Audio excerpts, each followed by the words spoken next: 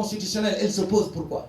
Mais parce que la constitution en Mauritanie, au fond des fonds, n'a jamais eu une racine. Il n'y a jamais eu de racine constitutionnelle dans notre pays. Jamais il n'y a eu un pouvoir constituant en Mauritanie qui soit celui du peuple. C'est la même constitution ratatinée qui, depuis 1959, fait l'objet de rapiéçage qui passe en passant par les chartes jusqu'à nos jours.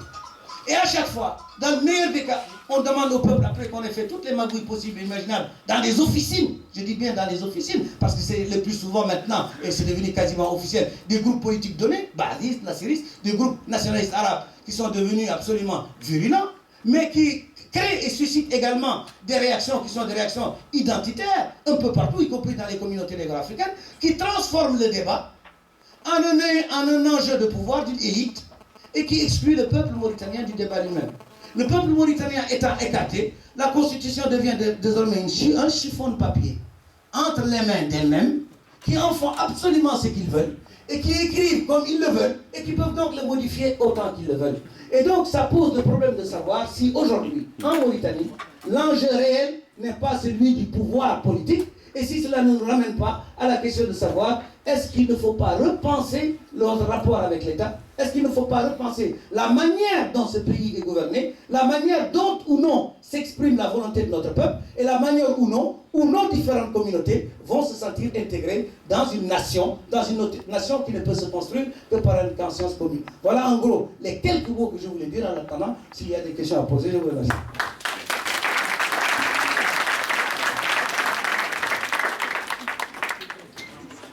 J'aime bien mon frère Goudou, le Mélenchon de chez nous. Et tu nous écris.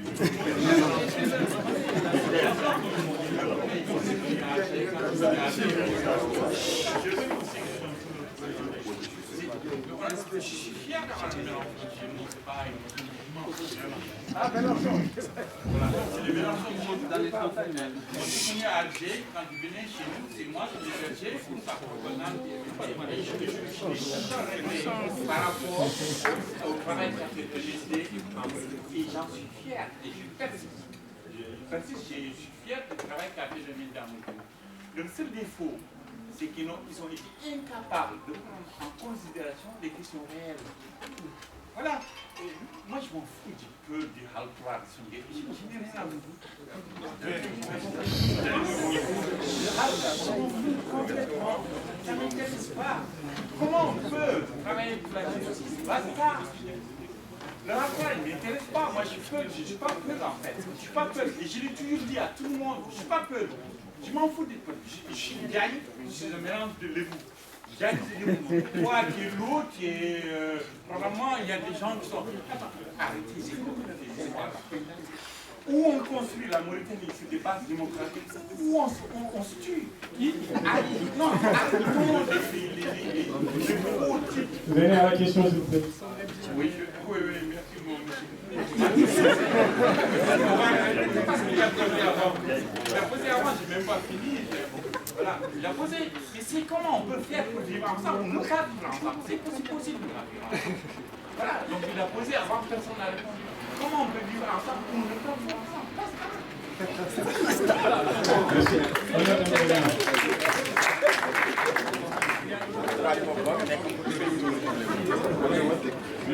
Bonjour, moi tout d'abord j'ai un petit rajout avant de poser la question à M. le gouvernement.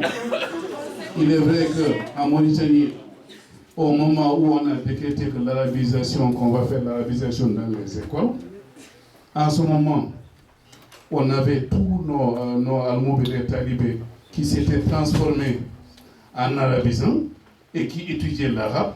Mais malheureusement, comme l'arabe, c'est pas question d'être raciste ou non, mais l'arabe on n'a jamais voulu mettre l'arabe en Mauritanie pour que les gens puissent s'épanouir, puisqu'en ce moment, si vous vous rappelez, on avait énormément de nos talibés almoubes qui parlaient l'arabe et qui, à un moment donné, quand ils ont été faits travailler dans la fonction publique, ils ont été discriminés et c'est là qu'il y a eu le rejet. Deuxièmement, il y a eu le circulaire 02. En ce moment, nous, on était des lycéens. C'était le circulaire, moi-même, je me rappelle, on avait fait un jour, j'avais un professeur arabisant, c'est une anecdote, mais c'est une réalité aussi. Il nous avait donné un sujet de dissertation, c'était écrit en arabe. Al-Wali fil wilayat, Karroh fil Jeshab. Et en ce moment, moi j'avais écrit mon nom, Al-Hussein Ould Mahmoud, j'étais en tête. Mais quand il s'est rendu compte que ce Al-Hussein Ould Mahmoud n'était pas un Bénin, il l'a changé et en ce moment on avait Eloud Bouboud qui était notre... J'ai protesté.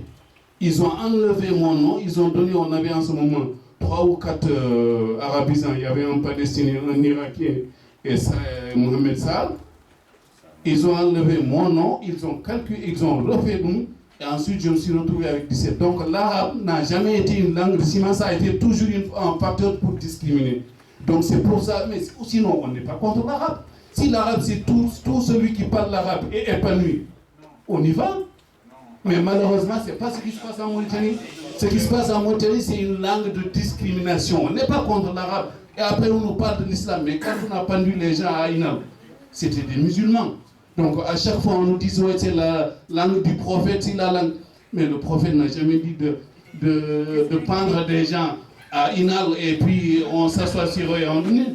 Donc arrêtons. Bon, autre chose, Monsieur Lokoumou, il y a eu énormément de réformes. Pourquoi toutes ces réformes n'ont pas abouti? Merci.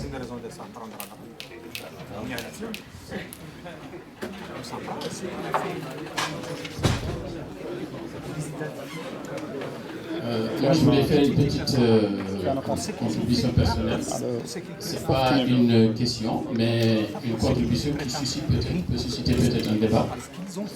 Je m'excuse d'abord, j'étais en retard. J'ai écouté les intervenants passer lorsqu'ils répondaient aux questions.